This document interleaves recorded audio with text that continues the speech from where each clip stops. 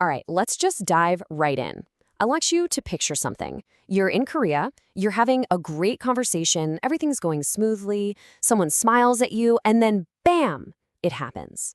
You get hit with a rapid-fire trio of questions that feels less like friendly chatter and more like a pop quiz you are totally unprepared for. And just like that, you're on the spot. How old are you? How much do you make? Are you married? All fired at you so casually. But if you're from, say, the US or Europe, these can feel super personal. And they're just standing there thinking, what do I even say to that? And look, if your brain just completely short circuits in that moment, you are not alone. That's a totally normal response. It's what happens when your cultural programming suddenly hits a wall in a new place. But hey, don't worry. In this little explainer, we're going to break down a really simple method to get you through these moments. We're talking handling it with grace, keeping your private info private, and, this is the best part, actually building a connection instead of just, awkward silence. So first things first, let's get this straight. Freezing up doesn't mean you're doing something wrong. It's not a personal flaw. It's just a cultural reflex, right? You're not too sensitive. Your privacy meter is just set to a different default than what's common there, and that's totally okay. Okay, so here's the key. The secret to knowing how to answer is understanding why they're asking in the first place. And spoiler alert, it's almost never about being nosy. It all comes down to this idea of, let's call it social mapping. Think of it like this. The Korean language has different settings, formal, informal, polite. And to know which setting to use, you need to know a person's age and social position. So when someone asks your age, they're not trying to judge you. They're literally just trying to figure out how to talk to you respectfully. It's a sign of consideration, really. And what's really cool is that this is all changing, like right now.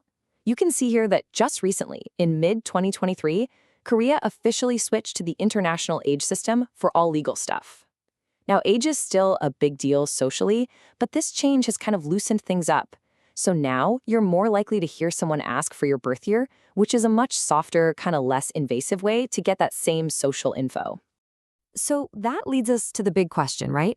How do you play along, show respect, and keep things friendly without having to hand over personal details you're just not comfortable sharing?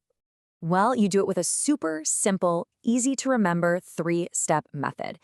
I want you to burn these 3 letters into your brain. ABP. This is going to be your secret weapon, your graceful escape plan for pretty much any awkward conversation. Okay, let's break it down. A is for acknowledge. Just a simple, I see, or that's a good question, shows you heard them. Easy. Next, B is for blur. This part is genius. You don't give a hard number, you give a soft category. Oh, I'm in my early 30s, or it's about average for the industry. See? Vague, but satisfying. And finally, P is for pivot. You immediately, smoothly change the subject by asking a safe question back. So, what's good for lunch around here? Boom. Done. All right, so theory is one thing, but let's get into the real world stuff. We're going to build your personal playbook right now, using this ABP method for each of those big, awkward questions. First up, the big one, the age question. This one comes up all the time. You've literally just met someone, you haven't even gotten your coffee yet, and out it comes. So, what do you say? So here's how you use ABP. You can acknowledge, then blur with a nice soft range like, oh, I'm in my late 20s. Perfect. Or, and this is my personal favorite, you can pivot with a friendly deflect. I think we're around the same age. What year were you born? This is a great move because it uses their own cultural shortcut. But honestly, the most important part of any of these is your tone. Keep it warm and friendly and you're golden. Okay, now for the really tricky one, salary.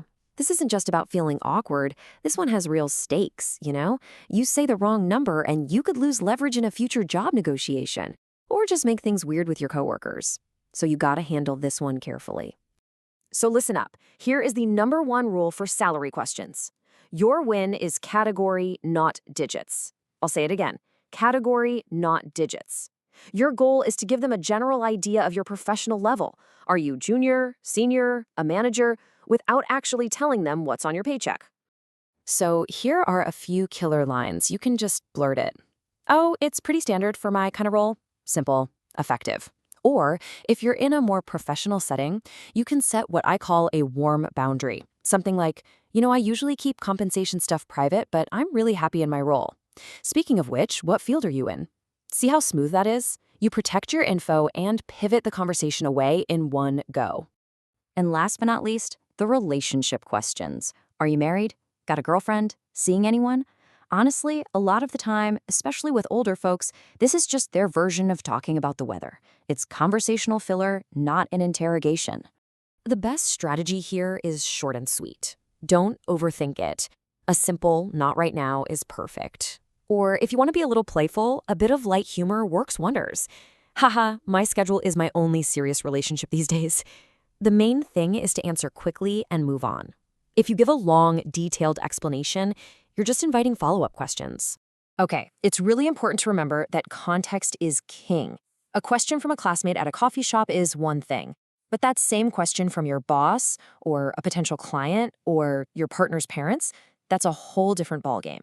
In those high-stakes moments, your number one job is to protect your future self. And this right here shows the two paths you can take. There's the American reflex, as I call it, which is to fire back with, "Why would you ask me that?" Which, let's be honest, can come off as pretty sharp and just create conflict. But then there's the ABP way. It's like a soft glove over a steel hand. You gently state your boundary.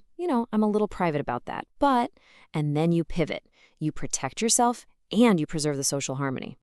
So, how do we make sure you don't freeze up when the pressure is on? Easy. You prepare. It's time to build your very own pocket script.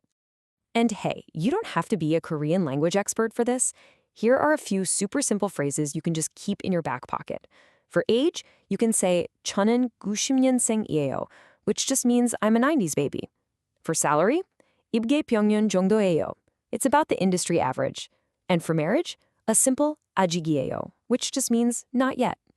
And seriously, don't sweat the pronunciation. Your friendly tone and a smooth pivot are way, way more important. All right, I've got a mission for you, and I promise it'll take you maybe 15 minutes, tops. Step 1, pick your 3 favorite lines, one for age, one for salary, one for marriage. Step 2, say them out loud. To your cat, to your mirror, I don't care. Your mouth needs the muscle memory so your brain doesn't have to panic. And step 3, save them in the Notes app on your phone. Trust me on this, the first time I did it, I felt a little silly. The first time I used it, I felt powerful. Look, once you have a simple tool like ABP and your little pocket script ready to go, you're not winging it anymore. You're not improvising under pressure. You're prepared. You can keep your private life private, you can keep the conversation warm, and you can handle these cultural moments with total confidence. You're ready to go from freeze to flow.